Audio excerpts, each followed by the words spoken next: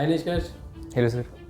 तो आज रिजल्ट आया आपका INPHO, कैसा फील कर रहे हो? सर मैं तो बढ़िया फील कर रहा हूँ आज। बढ़िया फील कर रहे हो। जिस दिन आप एग्ज़ाम देने गए थे INPHO का, उस दिन को और आज के दिन को अगर आप कैसे एक्सप्लेन करोगे दोनों दिन? सर मतलब उस दिन सुबह तो जब हम गए थे तब टेंशन तो थी हमें। उसके एग्ज़ाम के बाद थोड़ा रिलीफ हुआ था। एग्ज़ाम के बाद लगा था सिलेक्शन हो भी सकता है। ओके। उसके बाद आज के दिन तो खुशी हो ही रही है, मतलब थोड़ा स्कोर्स पहले से आगे थोड़ा आइडिया भी था कि सिलेक्शन हो सकता है। सिलेक्शन हो सकता है। तो आफ्टर एग्ज़ाम आप थोड़ा सा श्योर हो गए थे कि इस बार तो हो जाएगा? थोड़ा आइडिया था, मतलब उसके बाद भी जब तक स्कोर्स नहीं आए तब तक तो आइडिया नहीं रहता, तो उसके आफ्टर स्कोर्स मतलब ज़्यादा फिर तो कंफर्म ही था। कंफर्म, मतलब हाँ लग रहा था, कंफर्म था, लग रहा है था ना? मतलब। तो आपको लग रहा है कि जो भी एफर्ट्स आपने डाले थे आज वो प्लेबैक का दिन है? इससे लग तो रहा है। लग तो रहा है। अब आगे के लिए कैसे प्रिपेयर कर रहे हो OCSC के लिए? सर आगे के लिए मतलब जैसे टीचर्स गाइड कर रहे हैं वही फॉलो कर रहा हूँ इसमें। ओके। तो कैसे प्रिपरेशन कैसे स्टार्ट की थी आपने? सर मतलब इनिशियली NSCP से थोड़ा टाइम पहले, मतलब 1-2 महीना पहले टीचर्स ने हमें NSCP के बारे में इन्फॉर्म किया था। इस साल अलग ग्रुप्स हुए, ग्रुप A ग्रुप B, तो उसके बारे में इन्फॉर्म किया था और उसके फ़ायदों के बारे में इन्फॉर्म किया था। तो उस टाइम पे मेरा मन बनाया था कि मैं NSCP की तैयारी शुरू करूँगा। फिर मेरा NSCP क्लियर हुआ। फिर मतलब मैंने इनिशियली INPHO पे लुक ऑन तो किया नहीं था, उसके बाद मगर फिर वापस INPHO की तरफ भी गया, INPHO की तैयारी भी शुरू की, मतलब INPHO की करी। INPHO की करी, ओके। तो फिजिक्स ओलंपियाड मतलब सभी सब्जेक्ट्स के ओलंपियाड्स होते हैं जैसे केमिस्ट्री, बायो, मैथ्स, है ना? फिजिक्स ही क्यों सेलेक्ट किया आपने? सर मतलब फिजिक्स और केमिस्ट्री मेनली JEE की तरफ ओरिएंटेड रहते हैं। मुझे फिजिक्स अच्छी भी लगती थी और फिजिक्स थोड़ी स्ट्रॉन्ग भी लगती थी, और सर ने मतलब हमें फिजिक्स के बारे में काफ़ी गाइड किया था, तो मैं इसलिए फिजिक्स पे गया। फिजिक्स पे गए आप। तो JEE के लिए जब आप प्रिपेयर करते हो तो उसके लिए और फिजिक्स ओलंपियाड के लिए करिकुलम अलग अलग रहता है? सर मतलब सिलेबस सेम रहता है, तो हम JEE के लिए जो करते हैं वही फिजिक्स ओलंपियाड के लिए भी कर रहे होते हैं, तो काफ़ी चीज़ें मैच भी कर जाती है। बहुत थोड़ी सी चीज़ें होती है जो एक्स्ट्रा होती है, मगर वो करने से फ़ायदे ही होते हैं हमें JEE में। मतलब दोनों, अगर आप ओलंपियाड में जाते हो तो JEE में फ़ायदा होता है, और अगर आप JEE की प्रिपरेशन कर रहे हो तो ओलंपियाड में भी आपको एक एज मिलता है। मतलब both the things are interrelated to each other. Yes sir. है ना? ओके। तो जब आपने ये जर्नी स्टार्ट की अपनी +1 से आपने स्टार्ट किया था? Yes sir. NSCP के लिए उस जर्नी में जब आपने स्टार्ट लिया था तो सबसे पहले टारगेट क्या था? सर मतलब सबसे पहला टारगेट तो NSCP निकालना ही था। हम मॉक्स देते थे, मॉक्स में कभी स्कोर गंदे आते थे कभी अच्छे आते थे, तो वो इम्प्रूव करने की कोशिश करता था। ठीक है। तो बस वही करता गया मैं। और जब आपका NSCP क्लियर हुआ?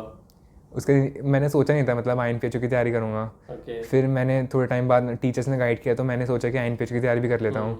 उसमें मतलब सेम स्ट्रैटेजी से गया कि मॉक्स दूंगा, मॉक्स में स्कोर गंदा है फिर अच्छा है उसे इंप्रूव करते रहूँगा, बस वही किया। तो आज फिर आपको लग रहा है कि वो डिसीजन अच्छा था कि NSCP के बाद दोबारा तैयारी करने वाला? Yes sir.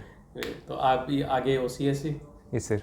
तो उसके लिए कैसे प्रिपरेशन करनी है? OCSC के लिए मतलब जो JEE की तैयारी कर रहे हैं वैसे ही कंटिन्यू करूँगा, और थोड़ी जो एक्स्ट्रा टीचर्स गाइड करेंगे वो सब। और फाइनल टारगेट क्या है ओलंपियाड्स की बात? फाइनल टारगेट तो मतलब ट्राई करूँगा टीम में सिलेक्शन हो जाए वही।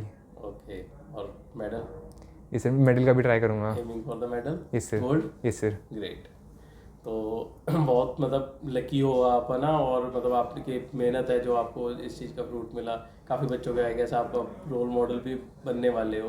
तो जो बच्चे अभी इस लाइन में आना चाहते हैं, ओलंपियाड्स में आना चाहते हैं, जेई के साथ साथ ओलंपियाड्स करना चाहते हैं, उनके लिए कुछ आप स्पेशल टिप देना चाहो? सर मतलब JEE में जैसे फिजिक्स को पढ़ते रहते हैं वैसे ही हम अच्छे से फिजिक्स को पढ़ते रहेंगे तो ओलंपियाड्स करने में इतनी डिफिकल्टी नहीं आएगी। ओलंपियाड्स में बस हर चीज़ जो हमने पढ़ी है वो एक टाइप में रिवाइज भी हो जाती है और हमें एक साथ रिकलेक्ट भी करनी होती है।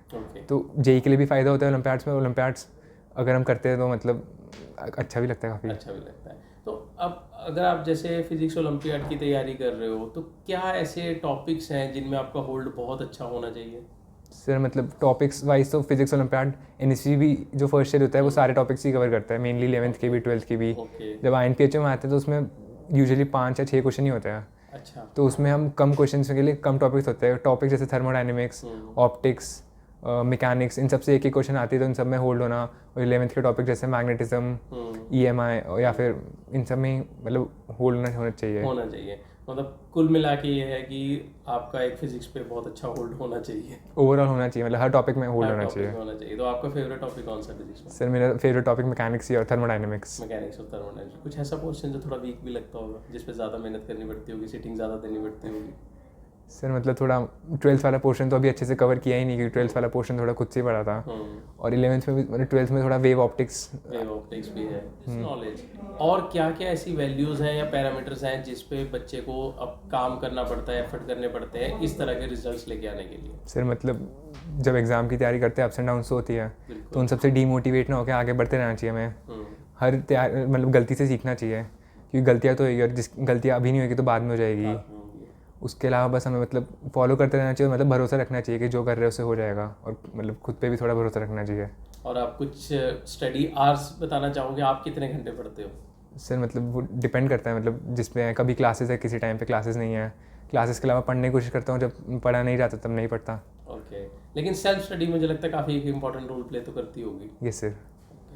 श्री चैतन्य की अगर मैं बात करूं तो कैसे आपका ड्रीम अचीव करने के लिए श्री चैतन्य का कैसे रोल रहा आपकी जर्नी में? टीचर्स का काफ़ी हेल्प था, क्योंकि एन के बारे में मुझे इनिशियली इतनी अवेयरनेस थी नहीं। उसके बाद एन की जब तैयारी की तो टीचर्स ने काफ़ी सपोर्ट किया। फिर जब मैं INPHO की तैयारी करने गया तब भी टीचर्स ने काफ़ी सपोर्ट किया, मटेरियल प्रोवाइड किया, मतलब गाइडेंस की कैसे करना है। अब आगे जाके भी जब मैं जाऊँगा तो OCSC में भी टीचर्स ही मतलब प्रोवाइड करेंगे, मटेरियल का पढ़ना है, सॉल्व करना है, वो सब चीज़ें। तो मतलब अगर टीचर्स होते नहीं तो मेरा शायद NSB भी नहीं होता। ग्रेट।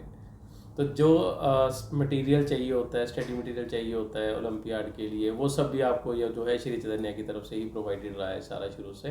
तो उसी को ही मतलब आप ये कहना चाहोगे बच्चों को कि जो टीचर्स करवा रहे हैं उसी को अगर वो करते रहे तो they can produce a good result? Yes sir.